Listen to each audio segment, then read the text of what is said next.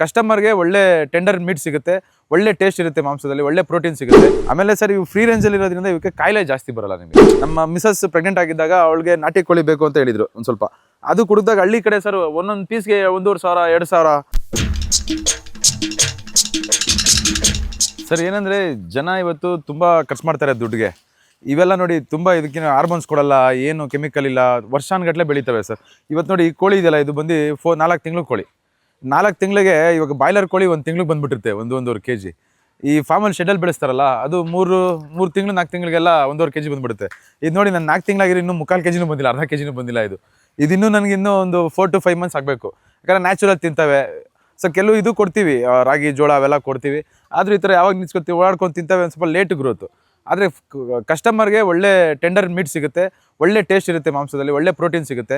ಆಮೇಲೆ ಸರ್ ಇನ್ನೊಂದು ಕಾನ್ಸೆಪ್ಟ್ ಏನಿರುತ್ತೆ ಅಂದರೆ, ಮನುಷ್ಯನಿಗೆ ಇವಾಗ ನೋಡಿ ಮಣ್ಣು ಕಲ್ಲಲ್ಲಿ ಇವಾಗ ಪ್ರೆಗ್ನೆಂಟ್ ಲೇಡೀಸು ಮಣ್ಣು ತಿಂತಾರೆ, ಕೆಮ್ಮಣ್ಣು ತಿಂತಾರೆ. ಮಣ್ಣಲ್ಲೂ ಕೆಲವು ಪ್ರೋಟೀನ್ ವಿಟಮಿನ್ಸ್ ಇರುತ್ತೆ. ಮನುಷ್ಯ ತಿನ್ನೋಕ್ಕಾಗಲ್ಲ ಮಣ್ಣನ್ನು. ಆಮೇಲೆ ಅದರಲ್ಲಿ ಎರೆಹುಳು ಬರುತ್ತೆ.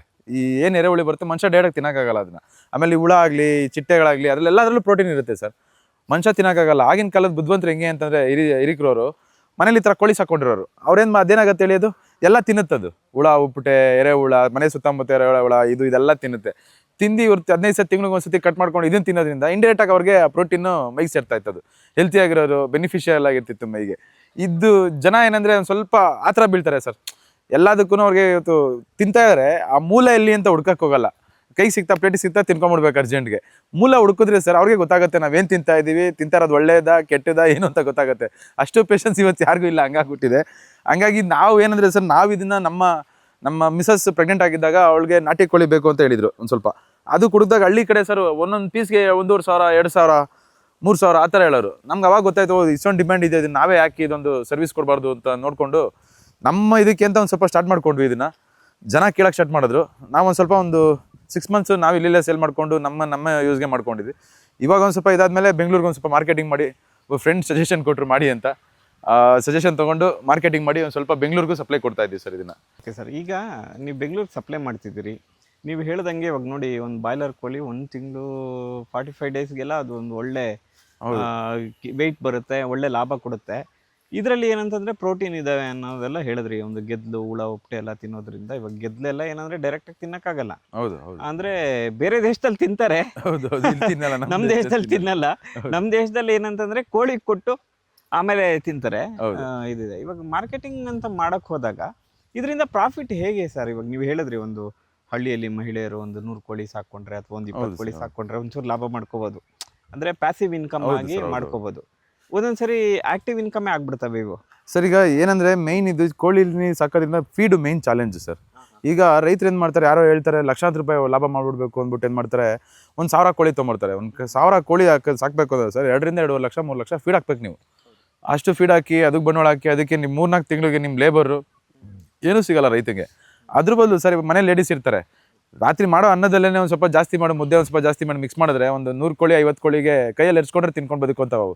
ಹಿಂಗೆ ಆಚೆ ಬಿಟ್ಕೊಂಡ್ರೆ ತಿನ್ಕೊಂತ, ಅದಕ್ಕೆ ಮೇಯ್ನ್ ಫೀಡ್ ಖರ್ಚಾಗಲ್ಲ ನಿಮಗೆ. ಆಮೇಲೆ ಸರ್ ಇವು ಫ್ರೀ ರೇಂಜಲ್ಲಿ ಇರೋದ್ರಿಂದ ಇವಕ್ಕೆ ಕಾಯಿಲೆ ಜಾಸ್ತಿ ಬರೋಲ್ಲ ನಿಮಗೆ.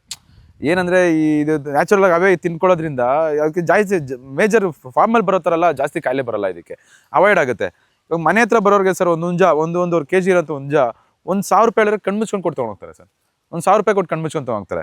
ಇವಾಗ 100 ಕೋಳಿ ನಿಮ್ಮ ಹತ್ರ ಯಾಟೆ ಇದೆ ಅಂತಂದರೆ ಮಿನಿಮಮ್ ಬಂದೊಂದು 30 ರಿಂದ 40 ಮೊಟ್ಟೆ ಸಿಗ್ತಾ ಇರುತ್ತೆ ರೆಗ್ಯುಲರ್ ಆಗಿ ನಿಮಗೆ ನಾಟಿಯಿಂದ. 30 ಮೊಟ್ಟೆ ಅಂದರೆ ಸರ್ ಒಂದು ಮೊಟ್ಟೆ ನೀವು 15 ರೂಪಾಯಿ ಕೊಟ್ಕೊಂಡೋದ್ರು ನಿಮ್ಗೆ ಎಷ್ಟಾಯ್ತು ಸರ್? ಒಂದು 500 ರೂಪಾಯಿಂದ 100 ರೂಪಾಯಿ ಅಲ್ಲೇ ಜನರೇಟ್ ಆಗೋಗುತ್ತೆ. ಡೈಲಿ ಒಬ್ಬ ಬಂದು ಒಂದು ಕೋಳಿ ತೊಗೊಂಡ್ರೆ 1,000 ರೂಪಾಯಿ ಜನರೇಟ್ ಆಗುತ್ತೆ. ಮಂತ್ಲಿಗೆ ಒಂದು 30,000 to 45,000 ಆರಾಮಾಗಿ ಇನ್ಕಮ್ ಮಾಡ್ಕೋಬೋದು ವಿತೌಟ್ ಸುಮ್ಮನೆ ಲಾರ್ಜ್ ಸ್ಕೇಲೆಲ್ಲ ಮಾಡಿದೆ ಏನು ಮಾಡಿದೆ ಸರ್. ಇವಾಗ 100 ಕೋಳಿ ಇಟ್ಕೊಂಡಿರ್ತಾರೆ, ಅದ್ರಲ್ಲಿ ಚೆನ್ನಾಗಿರೋದು ಒಂದು 10 ತೊಗೊಂಡು ಅವರೇ ಕಾವು ಕೊಟ್ಟು ಮರಿ ಮಾಡಿಸ್ಕೊಂಡು ಅದನ್ನ ಹಂಗೆ ತಿರುಗಿಸ್ಕೊಂತಾದ್ರೆ ಅವ್ರದ್ದು ಎನಿ ಟೈಮ್ ಸ್ಟಾಕ್ ಇರುತ್ತೆ, 100 ಸ್ಟಾಕ್ ಇರುತ್ತೆ. ಒಂದು ಸರ್ ಇವಾಗ ನೀವು 6 ತಿಂಗಳಿಗೆ ಎಲ್ಲರಿಗೂ ಗೊತ್ತಾಗಲ್ಲ ಊರಲ್ಲಿ ನನ್ನ ಹತ್ರ ಕೋಳಿ ಇದೆ ಅಂತ. ನೀವು ಅಲ್ಲೇ ಒಂದು 2 ವರ್ಷ 3 ವರ್ಷ ಕಂಟಿನ್ಯೂಸ್ ಆಗಿ ಮಾಡ್ತಾ ಇದ್ರೆ ಇಡೀ ಊರಿಗೆ ಏನು ತಾಲೂಕಿಗೆ ಗೊತ್ತಾಗ್ಬಿಡ್ತೀವಿ ಇವ್ರ ಹತ್ರ ನಾಟಿ ಕೋಳಿ ಇದೆ ಅಂತ. ಎಲ್ಲರೂ ಇವ್ರಿಗೆ ಏನು ಮಾರ್ಕೆಟಿಂಗ್ ಮಾಡೋದು ಬೇಕಾಗಿಲ್ಲ, ಬಾಯಿಂದ ಬಾಯಿಗೆ ಅಡ್ಕೊಂಡ್ಬಂದು ತೊಗೊಂಡೋಗ್ತಾರೆ ಜನ. ಇವಾಗ ನೋಡಿ ಸರ್, ಶ್ರಾವಣ ಇದೆ ಇವತ್ತಿಗೆ. ಶ್ರಾವಣಕ್ಕೆ ನಾವು ಮಾಡಿದ ಮಾರ್ಕೆಟಿಂಗ್ ಎಲ್ಲ ಬಂದು ಎಲ್ಲ ಪೂಜೆಗೋಸ್ಕರ ತುಂಬ ಜನ ತೊಗೊಂಡೋಗ್ತಿದ್ದಾರೆ. ನಾವು ಇವತ್ತು ಸಪ್ಲೈ ಕೊಟ್ಟಿದ್ದೀವಿ. ಇವತ್ತು ಇಲ್ಲಾಂದ್ರೆ ಒಂದು 25-30 ಕೋಳಿ ಉಂಡೆ ಕೋಳಿ ಕಟ್ಕೊಂಡು ಸಪ್ಲೈ ಕೊಟ್ಟಿದ್ದೀವಲ್ಲ, ದೇವ್ರು ಮಾಡೋದಕ್ಕೋಸ್ಕರ ಎಲ್ಲ ತೊಗೊಂಡೋಗಿದ್ದಾರೆ. ಖುಷಿಯಾಗಿದ್ದಾರೆ ಸರ್, ಕಸ್ಟಮರ್ಸ್ ಖುಷಿಯಾಗಿದ್ದಾರೆ. ಇನ್ನೊಂದು ಸರ್ ನಮಗೆ ತುಂಬ ಖುಷಿ ಇದೆ, ಒಂದು ಒಳ್ಳೆ ಪ್ರಾಡಕ್ಟು, ಒಂದು ಒಳ್ಳೆ ಇದನ್ನ ಇದು ಕೊಡ್ತಾ ಇದೀವಿ ಅಂತ, ಒಳ್ಳೆ ಫುಡ್ಡನ್ನ ಕೊಡ್ತಾ ಇದೀವಿ ಜನಕ್ಕೆ, ಅನ್ನೋದೊಂದು ಖುಷಿ ಇದೆ ನಮಗೆ. ಒಳ್ಳೆ ನಾಟಿ ಮೊಟ್ಟೆ ಮತ್ತೆ ಒಳ್ಳೆ ಕಡ್ರಿ ಚಿಕನ್ಗೆ ಕಾಲ್ ಮಾಡಿ ಸರ್.